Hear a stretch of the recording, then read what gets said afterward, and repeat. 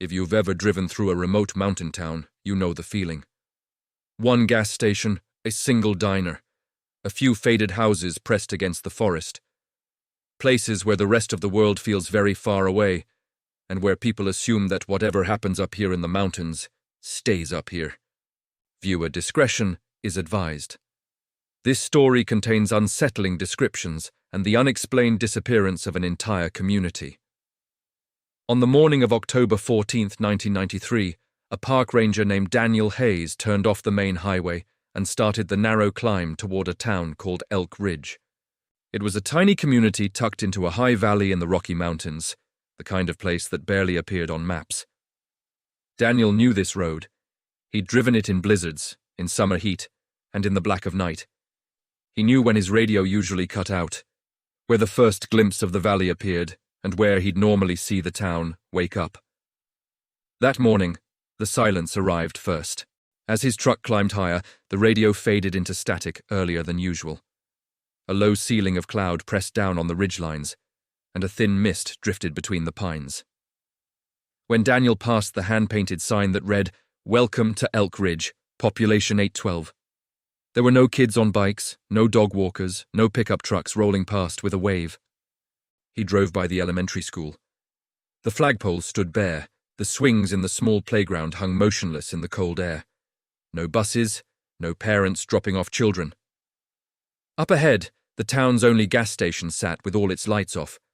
One glass door stood propped open, a plastic "open" sign swinging slowly in the breeze, while the interior was dark. Daniel pulled into the center of town, his truck's engine the only sound. He parked in front of Millie's Diner, a chrome-fronted building locals called the Heart of Elk Ridge. The neon coffee cup in the window still glowed, and the door was unlocked. Inside, the air smelled faintly of bacon and stale coffee. Half-finished plates sat on the counter, a coffee pot warming on the machine, a newspaper folded open to yesterday's date. But there was no one there. At first, Daniel assumed he had the timing wrong. Maybe there had been an early meeting at the school, a fire drill, or some town event he hadn't heard about. He called out, expecting Millie to shout back from the kitchen about some emergency. Nothing answered, except the soft drip of a leaky faucet. Unease tightening in his chest, he stepped back outside. The single main street stretched ahead, lined with wood-frame houses and a couple of small shops. Several front doors stood ajar. A dog lay on a porch, whining softly and staring down the road, but not barking. In one driveway, a sedan sat with the driver's door open, keys still in the ignition, the radio on and hissing static. Daniel tried the payphone outside the diner. Dead. He grabbed his handheld radio from the truck, trying to raise the district office. More static, then silence. Whatever had happened in Elk Ridge had knocked out communication too. He started checking buildings one by one. House after house, store after store, the pattern repeated. A television flickering in an empty living room. A sink running over a pile of dishes. A crib with the blanket half pulled back, as if someone had lifted a baby out and never returned. Jackets hung on hooks by the door, shoes lined up neatly on the mat. It was as if people had stood up in the middle of their lives and walked away together. By the time Daniel reached the small sheriff's substation on the edge of town, dread had turned into a cold certainty that something was very wrong. The building was unlocked. A chair was tipped over beside a desk where coffee had spilled and dried into a brown stain. The duty log was open to a blank page. The radios on the wall crackled, but no one answered when he keyed the microphone and called for the sheriff. Behind the substation, a gravel road wound up toward the hydroelectric dam above Elk Ridge. The dam supplied power to the town and several communities farther down the mountain. If a serious problem had started up there, an equipment failure, a leak, a chemical spill, it might explain why the town was empty. Daniel drove partway up the road before a fresh rock slide stopped him. The hillside above had let go during the night, scattering boulders and trees across the narrow track. He climbed over the debris far enough to see that the road was completely blocked for a long distance. When he tried his radio again from that higher point, he finally caught a faint, broken reply from a station miles away. It was barely enough to get a message through, but he managed it. "This is Ranger Hayes in Elk Ridge," he said. I think the town is empty. There's no one here." By that afternoon, the The county sheriff, state police, and emergency officials would be in Elk Ridge. Helicopters would circle overhead. Roadblocks would appear on the highway, because what one ranger found that gray October morning was not a simple power outage or a routine evacuation. It was the beginning of one of the strangest missing persons cases in modern American history. Overnight, an entire town had disappeared. To understand how Elk Ridge could vanish, you have to understand where it was built. The town began as a mining camp in the early 1900s. Prospectors followed rumors of silver deposits into a narrow valley, pitching tents along the river. The tents became shacks, shacks became a handful of streets. A post office opened, then a schoolhouse. By the 1950s, Elk Ridge wasn't just a camp anymore. It was home to a few hundred people who planned to stay. But the valley they chose came with trade-offs. On three sides, steep, forested mountains rose like walls.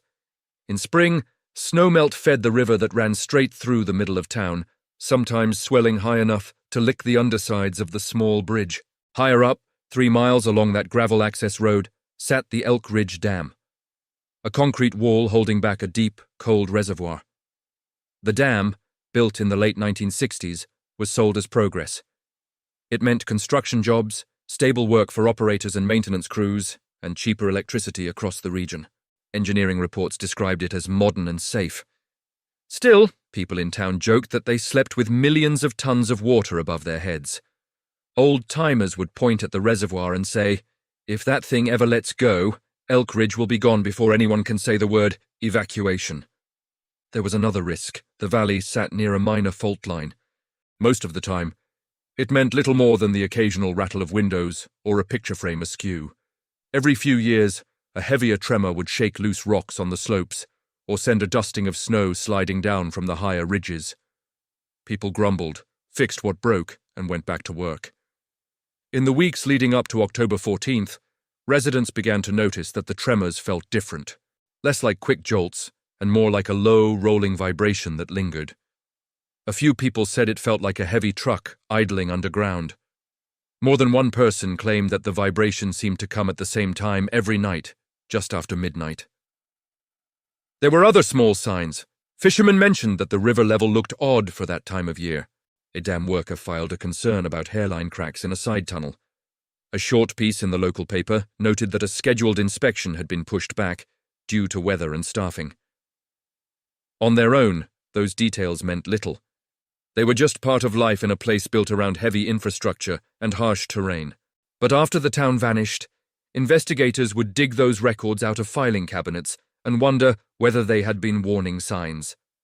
On the night of October 13th, Elk Ridge settled into a typical midweek routine. The forecast called for a cold front and rain in the higher elevations.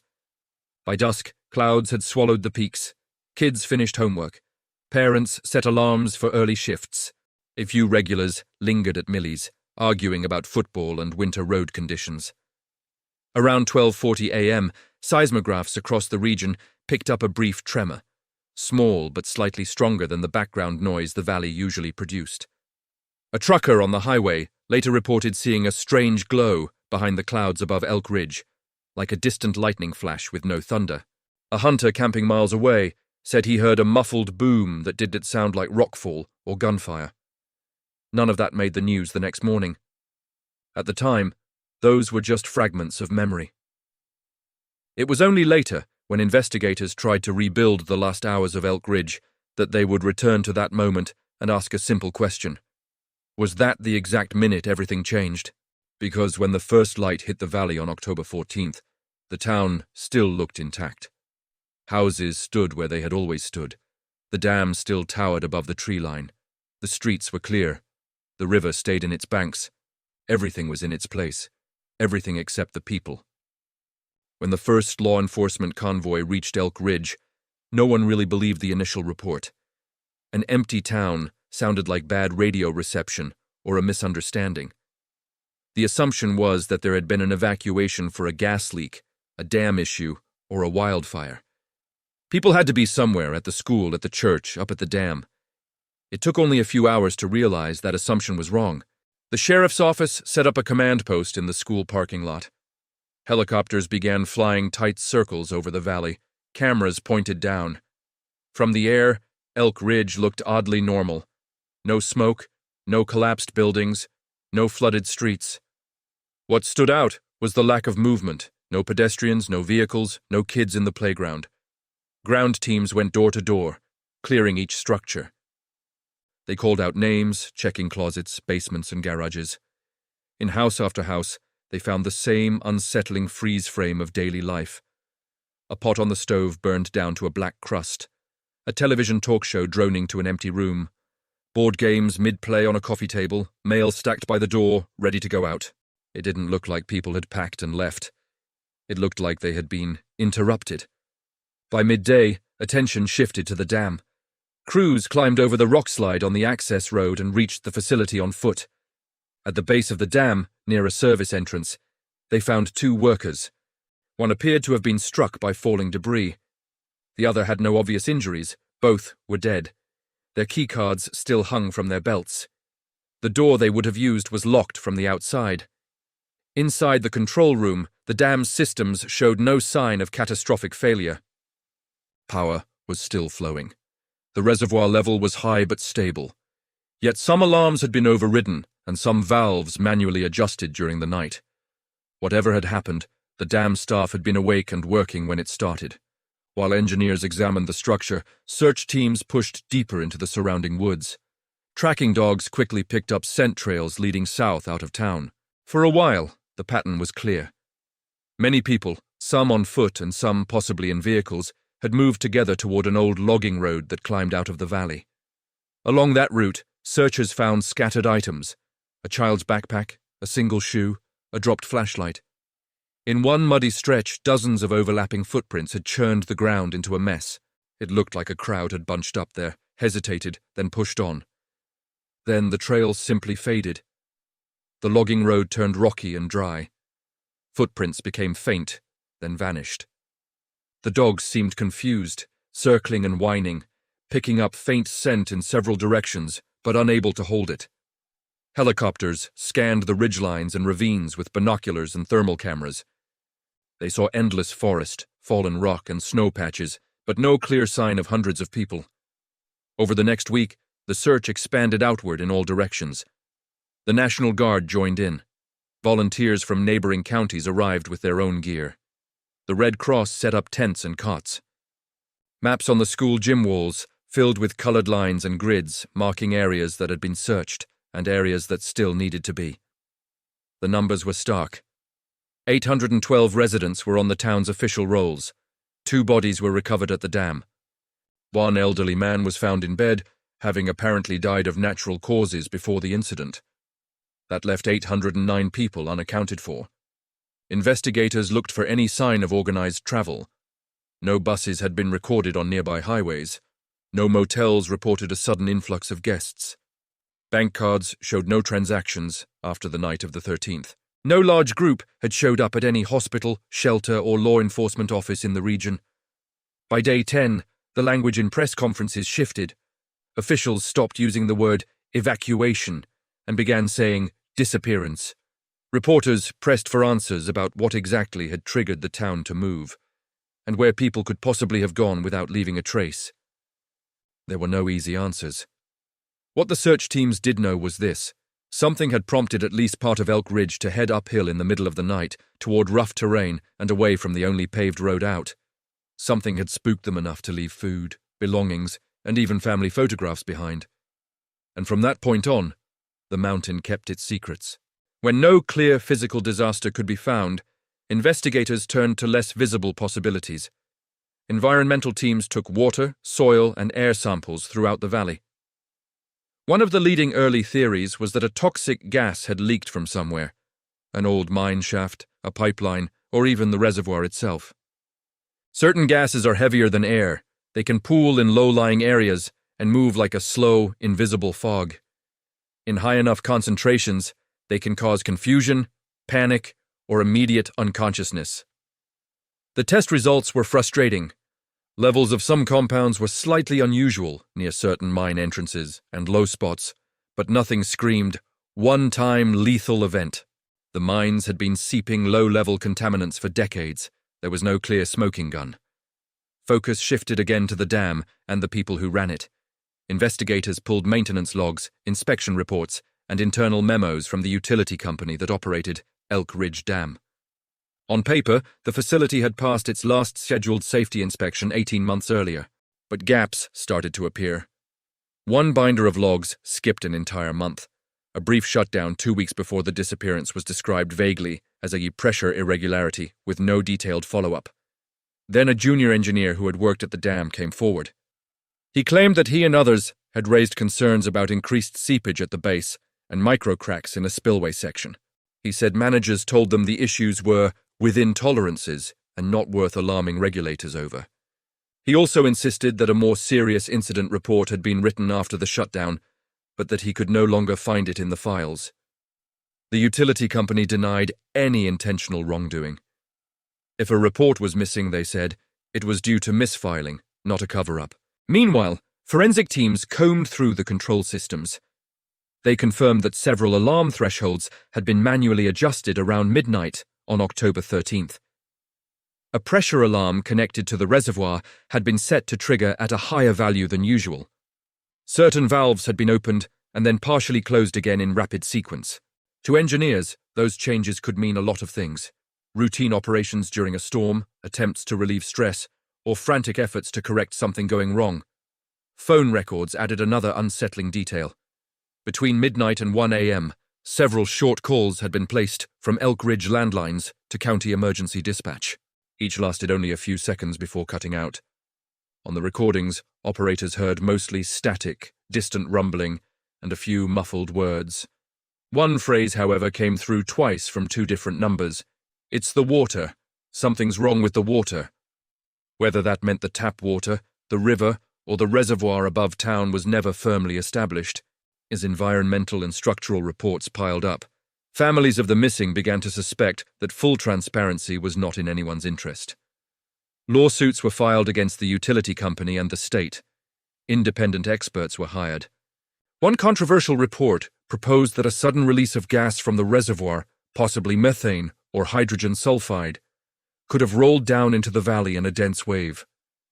In that scenario, people in low-lying homes might have been overcome quickly. Others, waking up dizzy or short of breath, could have rushed outside and followed neighbors uphill, trying to outrun something they couldn't see. If the gas cloud then thinned out on the slopes, surviving residents might have kept climbing toward perceived safety, only to be lost in the maze of ravines, cliffs, and abandoned mine sites that ringed the valley. Skeptics pointed out that no large clusters of bodies were ever found. Supporters of the theory responded that the terrain around Elk Ridge was brutal and vast. It was possible, they argued, for many remains to lie undiscovered for years.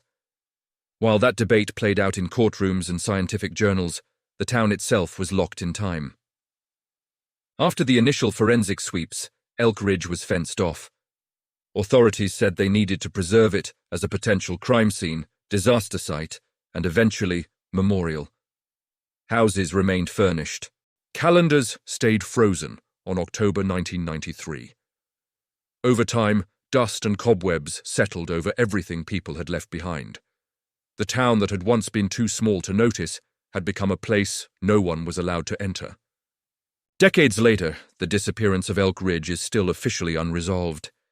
The simplest explanation, at least on the surface, is a cascade of natural and human failures. A minor tremor, a stressed dam, perhaps a gas release from the reservoir or from fractured rock under the valley. Some combination of those factors could have triggered alarms, strange smells, rumbling, or power fluctuations. Someone at the dam may have warned someone in town, formally or informally, that it might be safer to head uphill, just in case. In that version of the story, the people of Elk Ridge did what close-knit communities often do. They trusted their neighbors, not distant agencies. They grabbed their families and moved fast, leaving possessions behind. In the darkness, on unstable ground, amid panic and confusion, they scattered into terrain that is unforgiving even in daylight. Many may have died where no search party has yet been able to reach. A harsher version of that same theory adds human negligence. It suggests that people responsible for the dam realized too late that conditions were more dangerous than they had admitted on paper. Instead of triggering a formal emergency protocol, with all the documentation and liability that would come with it. They made phone calls, adjusted alarms, and tried to manage the situation quietly. When the night ended with hundreds of people gone and the dam still standing, their priority shifted from fixing the problem to managing the fallout. Missing maintenance logs, altered alarm thresholds, and sealed legal settlements look very different when viewed through that lens. Beyond those scenarios, more speculative ideas have grown in the shadows of the official record. Some believe Elk Ridge was the site of a classified experiment or a hidden facility, and that the disappearance was either an accident no one was allowed to talk about or a deliberate relocation under cover of mysterious circumstances. Every odd seismic reading and missing report becomes, in their eyes, another breadcrumb. Others lean into older stories about the valley. Local indigenous groups had long described certain high mountain basins as places where the earth breathes, warning that fogs and strange winds there could make people sick or disoriented. Hunters and loggers had their own tales of patches of forest where animals refused to go, or where compasses spun uselessly. It's easy, looking backward, to weave Elk Ridge into those legends and say the town ignored warnings that were older than the dam or the road. For the families of the missing, none of those theories provide the one thing they want: certainty. For them, Elk Ridge isn't a puzzle or a ghost story. It's a place where grandparents, parents, and children vanished between one day and the next. Some families still visit the fence line on anniversaries, leaving photos and flowers that sway against the chain link. Others have moved far away and refuse to talk about the valley at all. A few continue to push for the site to be formally recognized as a memorial, not just a piece of contested infrastructure. On satellite images, the outline of Elk Ridge is still visible. You can trace the main street, the rectangle of the school roof, the access road climbing toward the dam, and beyond that, the dark shape of the reservoir. Nature is slowly softening the edges. Roofs sag. Asphalt cracks. Young trees push up through sidewalks. The "Welcome to Elk Ridge" sign is weathered and faded now, its population number irrelevant. When you hear the term ghost town, you might think of an old western mining camp abandoned when the ore ran out. Elk Ridge is different. It didn't fade away over decades. According to the records, it was inhabited on October 13th, 1993, and almost empty the next morning. Officially, the incident is filed under a careful phrase, "No definitive cause established." Unofficially, it sits in that uncomfortable space where science, paperwork, and human memory don't quite line up. A ranger drove into a mountain valley one gray morning and found breakfast still on the tables, coffee still warm, and televisions talking to empty rooms. He found a town that looked exactly the way it should, except for the people who once filled it. And that's why, all these years later, Elk Ridge is remembered by another name. The town that disappeared overnight.